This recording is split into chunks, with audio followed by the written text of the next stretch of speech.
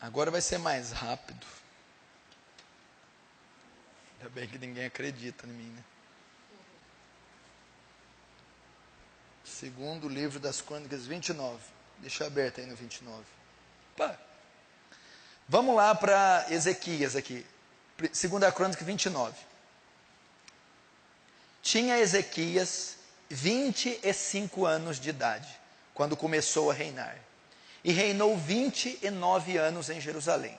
Sua mãe se chamava Abia e era filha de Zacarias. Fez ele, Ezequias, o que era reto perante o Senhor, segundo tudo quanto fizera Davi, seu pai. No primeiro ano do seu reinado, no primeiro mês, abriu as portas da casa do Senhor e as reparou. Verso 4, trouxe os sacerdotes e os levitas, ajuntou-os na praça oriental. Verso 5, e disse-lhes, ouvi-me, ó levitas, santificai-vos agora e santificai a casa do Senhor Deus, vosso Pai. Tirai do santuário a imundícia. Até aqui. O que eu quero tratar nesse texto? Uma coisa que eu estava conversando com o pastor Danilo hoje. Eu quero usar esse texto para falar do seu chamado, do seu ofício dentro da igreja. O que está acontecendo? Alguns de vocês, alguns obreiros, aqueles que vão me ouvir, estão sofrendo uma crise na definição do seu chamado e na execução do seu chamado. Primeiro na definição, não definiram ainda qual é a posição delas no corpo de Cristo. Ou não definiram qual é especificamente o seu chamado. Então estão tendo crise na definição e a maioria que já tem definido está tendo uma crise na execução. Não leva a cabo o seu ministério, não executa, não frutifica, não cresce no seu chamado. E o que eu estava conversando com o pastor Danilo mais cedo? Ele estava me dizendo, pastor jovem ainda, mas que converteu há 12 anos. Pastor, eu vou fazer 30 anos de idade. Vou fazer 30 anos. Há 12. Eu não fiz nada para o reino. Que legado que eu deixei. O tempo está passando. De 30 para 40 é um pulo. Que obras eu executei. Não, o tempo está passando e eu não estou fazendo nada. E está acontecendo isso realmente entre muitos obreiros que estão me ouvindo e vocês que estão aqui. Onde está o legado de vocês? Você já parou para pensar? João Calvino, com 27 anos, tinha escrito a Instituta, as Institutas da Religião. Uma das maiores obras teológicas de todos os tempos, com 27 anos. Detalhe, a conversão dele se deu com 23, 24. Com 4 anos de convertido, já produziu essa obra. Martinho Lutero, com 3 décadas de vida, iniciou a reforma protestante. As teses, seus livros e a sua influência, trazendo o período das luzes e tantas outras obras. Hudson Taylor, o pai das missões no interior da China. Um homem que influenciou o movimento missionário. Ele e William Carey. A tradução da Bíblia para os dialetos hindus. A criação de um colégio, de uma academia na Índia, através de William Carey. Dezenas e centenas de milhares de convertidos na China. Hudson Taylor conseguiu enviar, se eu não me engano, mais de 1000 missionários para a China.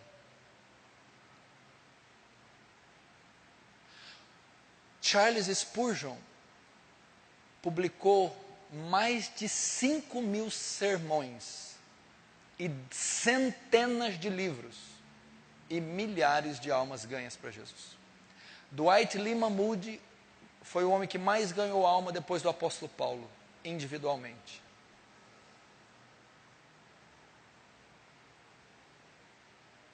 Como é que está o nosso legado? Nossa história? O que você está deixando? Eu não estou dizendo nem desses feitos prodigiosos, que a eleição para o ministério é bíblica, porque Paulo foi separado desde o ventre da mãe dele para o apostolado. Mas todos nós temos um certo dever como chamados e comissionados para a obra. Se você fosse levado hoje, Deus recolhesse você pela morte, o que você apresentaria diante do Senhor? Eu não estou dizendo para salvação. Qual legado você deixaria aqui no seu velório? O que você apresentaria diante de Deus como fruto da salvação gratuita?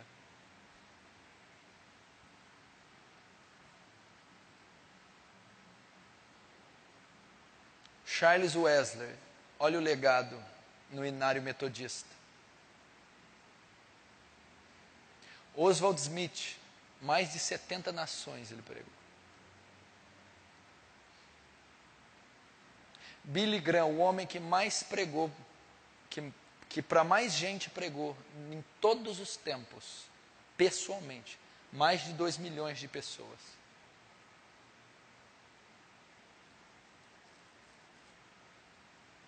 O tempo está passando, ele vai fazer 30, outros 40.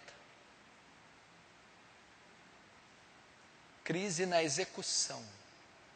Cadê as obras? As almas. Discípulos.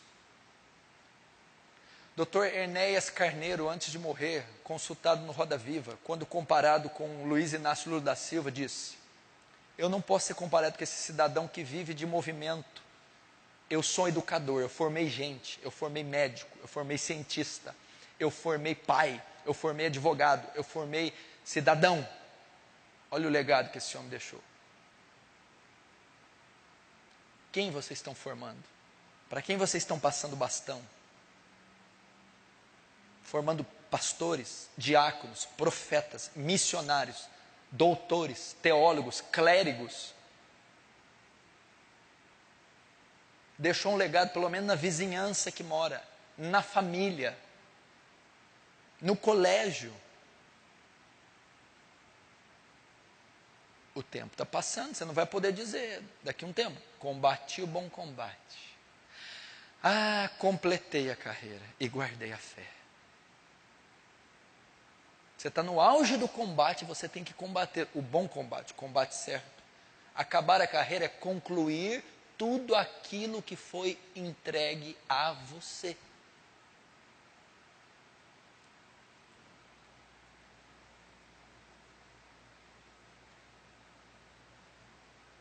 O que precisa acontecer? Está na hora de você ter a sua independência ministerial. O que é independência ministerial? Os 3 pastores têm liberdade para fazer o que quiser nas congregações.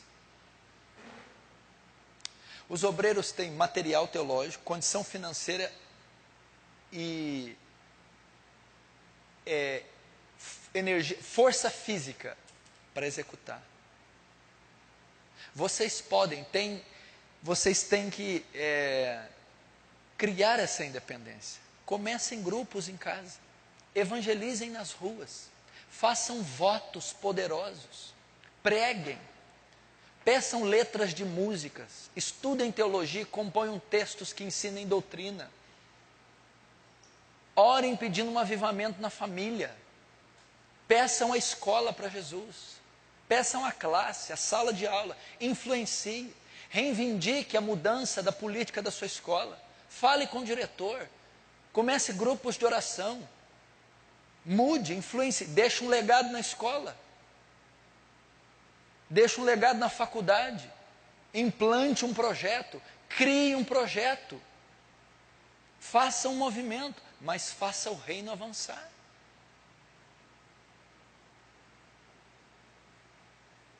Será que você, Marta, veio para Franca só para casar? Deixou tudo, abriu mão de tudo, começou uma nova história. Deve ter algo para concluir. Será que de entre nós aqui não vai haver casais de missionários que vamos abrir um trabalho, uma pequena igreja na Rússia, no leste europeu, na Ásia? Será que você não vai arder e queimar o desejo missionário e eu vou ter que te liberar porque eu não vou poder contrariar a vontade de Deus? E depois de anos sem ter contato com você, eu vou saber que ocorreu um avivamento através de você, entre tribos, entre aldeias, entre muçulmanos. Será que você não pode implantar um projeto de lei que de alguma maneira beneficie a sociedade e abra portas para o Evangelho?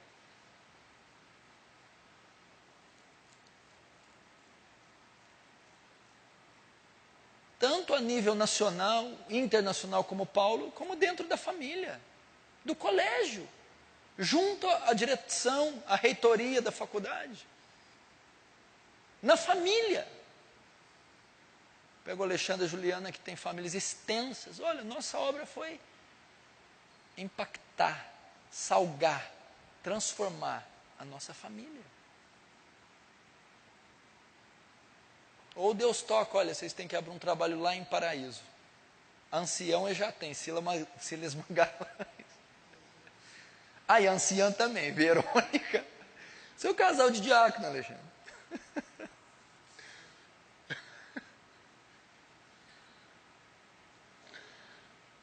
Uma recebe na porta, o outro aconselha no final.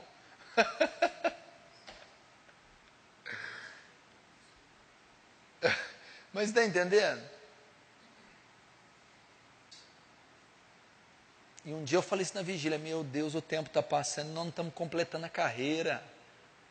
Aí aquela alma passou na minha mão, eu não ganhei, aquela se perdeu, o outro morreu, aquele banco que eu saí, vai passando e eu olhando, gente, eu deixei para trás. Paulo não, a Antioquia está tudo certo, a Pisídia está tudo certo, a Caia, a Macedônia, vamos embora, não ficou nada para trás.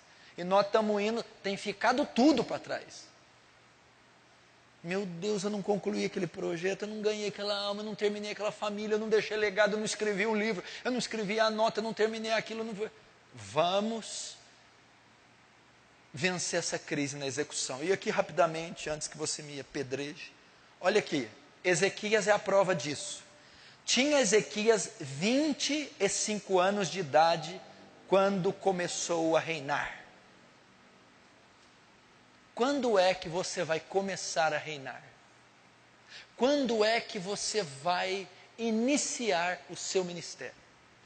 Quando é que você vai iniciar uma obra? Ezequias começou com 25 anos, a coroa, o trono, a regência, o Estado. 25 anos, começou o seu ofício. Quando que você vai começar o seu? Quando que você vai abrir aquele trabalho? Quando que você vai plantar uma igreja? Quando que você vai fazer evangelismo? Quando que você vai compor um louvor e criar uma nova harpa cristã? Quando que você vai começar um grupo familiar? Quando que você vai ingressar em teologia? Quando você vai começar na docência? Quando você vai criar algo? O tempo está passando. Ezequias, 25 anos. A flor da idade. Com 25 anos. Ezequias se decidiu ainda jovem. Jovem, Ezequias já tinha convicção do que queria. Vocês estão esperando o quê? Se decidiu, se apresentou, se recrutou, se integrou, iniciou o projeto. Com 25 anos. Será que já não está na hora de vocês começarem, iniciarem, pensarem, projetarem algo ligado à obra, seja acadêmico ou seja nas ruas?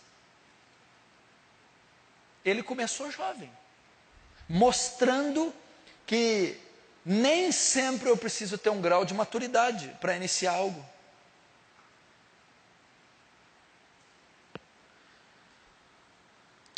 Verso 2: fez ele o que era reto perante o Senhor, segundo tudo o que fizera Davi, seu pai. Ezequias baseou-se na obra, no exemplo, no modelo de governo de Davi. Ele tinha como modelo, inspiração e exemplo para copiar, para seguir o rei Davi. Vocês têm como exemplo nessa igreja o pastor Paulo, de evangelismo, pregação, plantio de igreja. Vocês têm como exemplos os heróis da fé, Joe Owen, Richard Baxter, Hudson Taylor, Billy Graham. Vocês têm o modelo deles para ser copiados, o exemplo. Vocês têm o estímulo desses vultos, como Davi seu pai, Davi seu guia, Davi seu antecessor, Davi o rei de proeminência. Aqui vocês têm um exemplo de alguém que desbrava, que inicia, que projeta. Então está dizendo, façam conforme vocês foram ensinados. Com 25 anos, eu tinha a chave da igreja. Todos os cultos eu fechava a igreja. Eu alcancei uma autonomia na igreja. O bispo da igreja, antes de fechar a igreja, chegava em mim. Eu estava ali, todos indo embora, eu estava discipulando os jovens que eu levava. Paulão, você fecha aí? Eu já tinha a chave da igreja. Depois eu comecei um discipulado, um grupo com atletas, às tardes de 5 horas. Depois cresceu o meu discipulado, me tornei obreiro, porque tinha muitos discípulos. De obreiro, um dos líderes dos jovens. Eu estabeleci reuniões de oração dentro da igreja. Grupos de jovens, evangelismo. Depois eu iniciei o ministério da pregação. Passei a ser pregador, discipulador, líder de jovem, obreiro. Eu desenvolvi, eu iniciei uma obra. Então vocês têm isso como exemplo. Sem estímulo, sem recursos, sem incentivo algum. Daí então foi nascendo o ministério que resultou na Igreja Aliança do Calvário. E vocês têm esse modelo. Ou tem o modelo de Paulo, ou tem o modelo de Edwards, ou tem o modelo de Zwinglio, Lutero, David Brainerd. David Brainerd se fala muito da piedade, mas e a obra fantástica, o avivamento que ele conseguiu com silvícolas, os peles vermelhas, nos Estados Unidos? Então inicie. Pastor, eu quero as tardes da igreja, você me libera o templo? Está liberado. Pastor, eu quero uma reunião na sexta, estou com um projeto, o senhor aprova? Pastor, eu quero plantar uma igreja em Paraíso, em Passos, em Cássia, etc., porque eu tenho... Pastor, eu quero começar um projeto lá na minha empresa, tem material?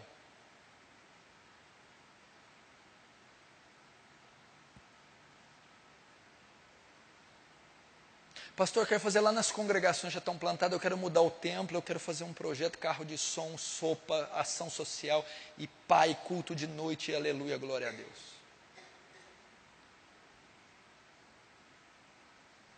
Pastor, eu tenho uma chamada, eu vou iniciar ela, desse ano não passa. O Acre, meu irmão já está até lá.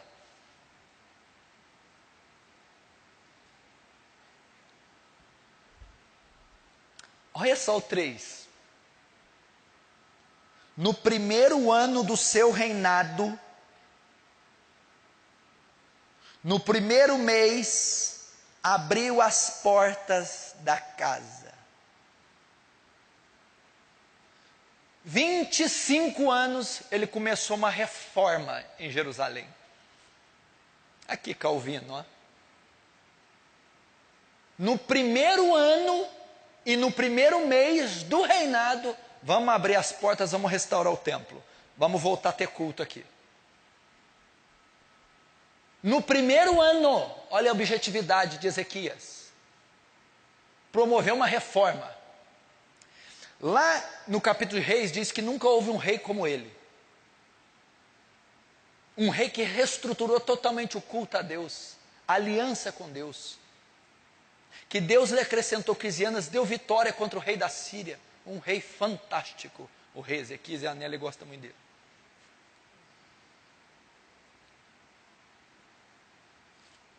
Quantos anos você está aí mesmo? Quantos? O que está promovendo? No primeiro ano do primeiro mês, promoveu uma reforma com 25 anos. Iniciou um projeto. Traçou uma meta. Tinha convicções definidas dentro do reino. Ezequias, quais suas convicções para 2014? Para o seu chamado, para a sua vinda franca? Você precisa ir atrás delas. Eu fiquei espantado com essa história aqui. Falei, meu Deus, que ousadia! Que ousadia! Isso falou comigo. Porque em nível de proporção, estou igual a vocês. Nível do que eu quero, mesmo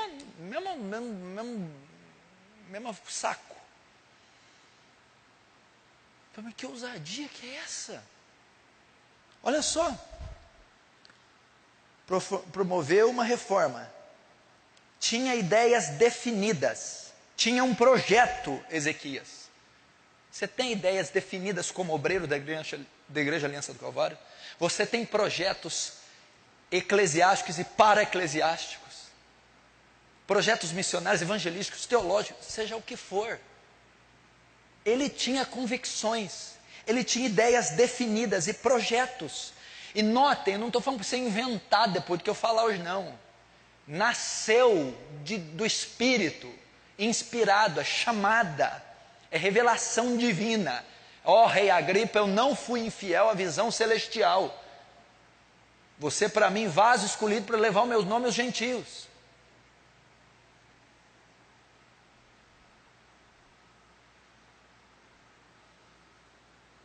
Verso 4.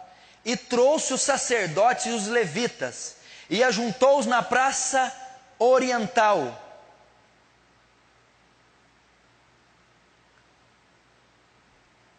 Sabe o que ele fez? No primeiro ano já arrumou uma equipe. Eu tenho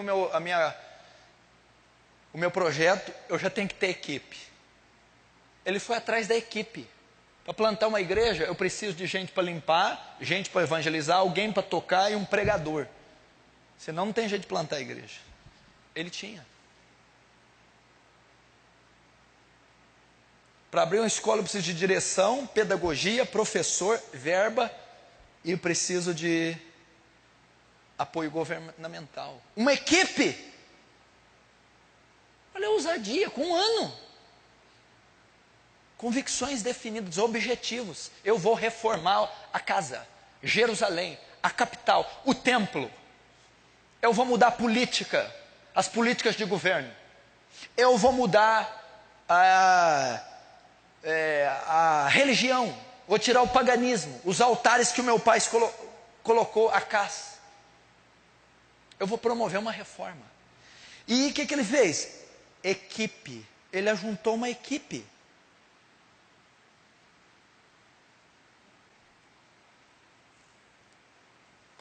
Quando eu comecei a crescer no meu ministério, eu comecei a ganhar esses jovens.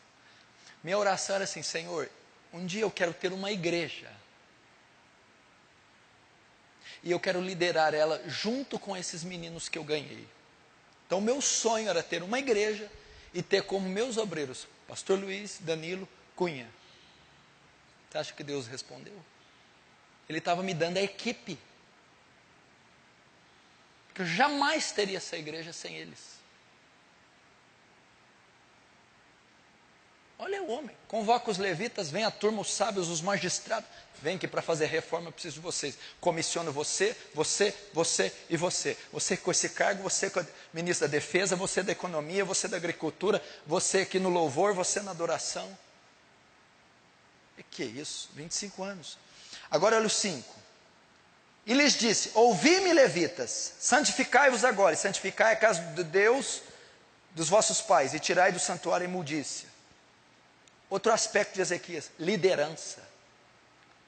Convocou a equipe e foi comissionando, ordenando, dirigindo. Liderança, objetividade. Vocês precisam de liderança. Tomou a frente, ordenou, decidiu. Fantástico isso aqui. Então cada um de vocês tem que possuir liderança, tomar a frente, encabeçar, iniciar.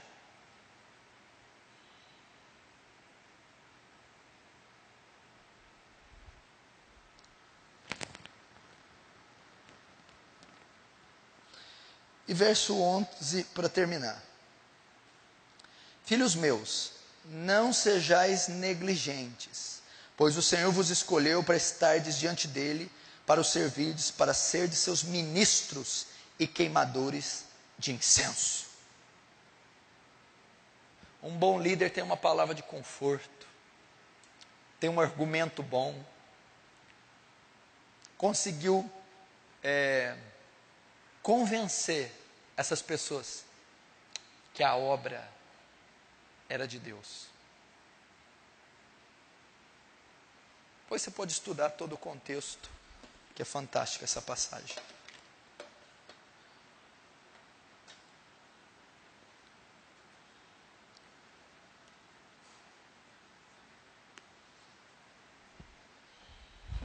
Obreiros mal resolvidos no seu chamado,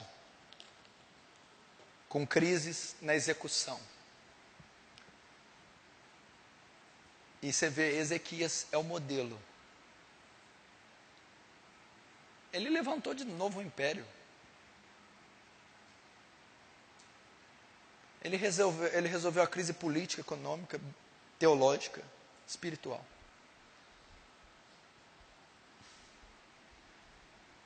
Que conselho que eu dou para vocês? Vocês que adquiriram aquela apostila, eu dou total liberdade para vocês fazerem reuniões em casa, começarem grupos, ensinando ela. Qualquer lugar. Em casa, na rua. Vocês têm total liberdade de iniciar qualquer coisa com esse material. Isso no campo evangelístico. Vocês têm liberdade para expor as ideias, desde que elas venham de Deus, venham da graça. Mas está na hora de vocês frutificarem. Uma palavra que Deus me deu há muitos dias, que está remoendo meu coração, é João 15. Eu sou a videira verdadeira, meu pai é agricultor. A vara que está em mim dá fruto, e a que dá fruto poda para que dê mais. A vara que não dá fruto é cortada.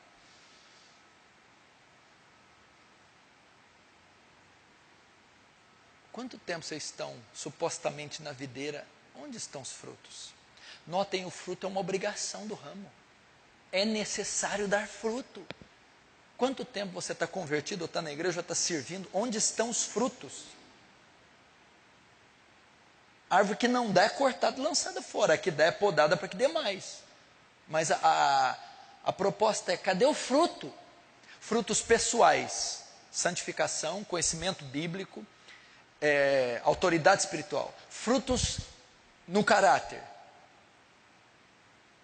Vencer o orgulho, a humildade, a timidez, a arrogância, transformação em imagem de Cristo. Frutos ministeriais, conversão de almas, formação de discípulos. Vocês precisam dar frutos. Então, vão buscar Mateus 25, a parábola dos talentos. A um deu 5, a um deu 2, a um deu 1 talento. Cada um segundo a sua capacidade. Depois pediu contas. Eu granjeei mais 5, eu granjeei mais 2. Eu enterrei, porque eu sei que o senhor é um homem severo. Ou seja, cada um tem uma incumbência, um chamado, cada um tem um talento que precisa manifestá-lo. que precisa multiplicá-lo. Então vocês estão enterrando talento, passando, saindo, aquele 6 por meia dúzia, aquele... Não, está na hora de vocês criarem raízes, ramos, galhos e frutos. E ninhos fazerem, aves fazerem ninhos e pessoas descansarem na sombra. Multipliquem os talentos, preguem, ganhem almas, escrevam, plantem igrejas, formem discípulos, intercedam. Tenham uma independência espiritual, coopere, iniciem avivamentos por vocês, grupos de orações poderosos, grupos de senhoras, evangelismo em ruas. Façamos, passem os projetos para mim.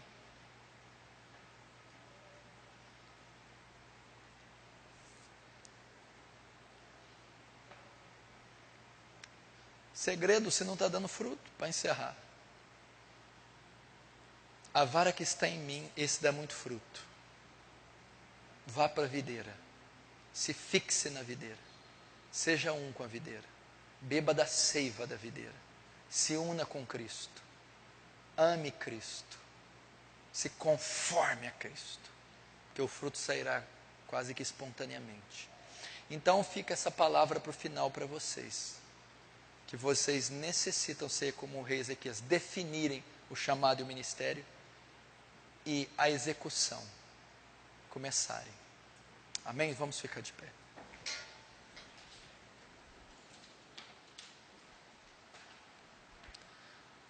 Senhor Deus, nós te agradecemos por esse momento. Ainda que extenso, exaustivo, por favor, eu te suplico, não deixa que nenhuma palavra aqui seja perdida, meu Deus.